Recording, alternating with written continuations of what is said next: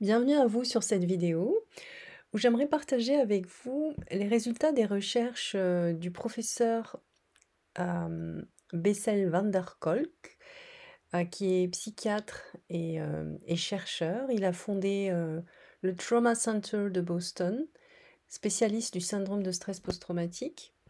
Et en fait, ce qui m'intéresse ici, c'est l'une de ses recherches sur le cerveau observé sous IRM cérébral, qui montre quelque chose de très intéressant qui a révolutionné un petit peu le monde de la thérapie par la parole, puisqu'il a montré à travers ce schéma, c'est ce qu'on observe, hein, la masse grise, c'est le cerveau, et les petits rectangles, de manière très grossière, montrent des zones du cerveau qui interviennent dans l'interaction avec l'amygdale.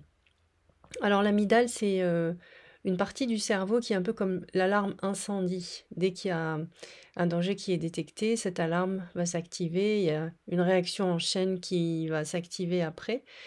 Et quand cette amygdale est activée de manière inadaptée ou de manière prolongée, eh bien ça crée de la dérégulation dans le corps et, euh, et beaucoup de symptômes peuvent apparaître. Alors ce qui nous intéresse ici, c'est qu'une partie du cortex, qui est le cortex préfrontal dorsolatéral, cette partie en bleu, qui est responsable du côté analytique, du côté verbal, de l'esprit perspicace, cette partie n'est pas en connexion quand on observe le cerveau sous IRM cérébral, n'est pas en connexion, il n'y a pas de connexion avec l'amygdale. C'est pour ça qu'on ne peut pas calmer une personne ou calmer ses peurs par la parole. Par contre, ce qu'il a pu remarquer, c'est que deux autres zones du cerveau étaient directement liées à l'amygdale.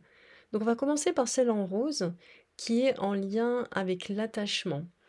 L'attachement précoce de l'enfant, avec ses figures d'attachement qui lui ont appris à se calmer, qui lui ont permis d'apprendre à gérer ses émotions.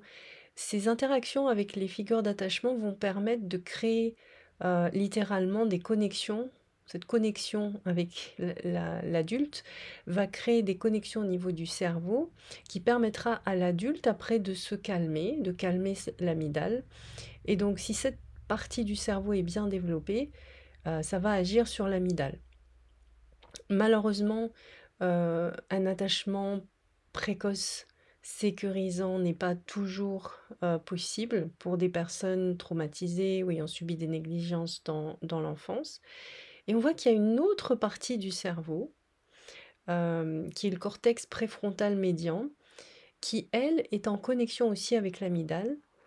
Et cette partie va, va c'est la partie qui prend en charge l'observation et l'intégration de l'expérience.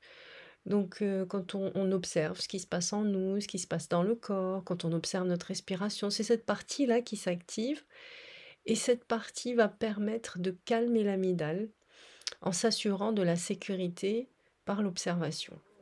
Et ces recherches ont permis de donner une validité scientifique de techniques qui étaient déjà utilisées, mais ça leur a permis de rentrer encore plus dans le traitement, des traumas et des stress post-traumatiques, comme la pleine conscience, comme la méditation, ou autres techniques, psychocorporelles, comme le tapping ou le EFT, où on prend du temps à observer ce qui se passe en nous comme sensations, émotions, pensées qui nous traversent et rester en posture, d'observateur.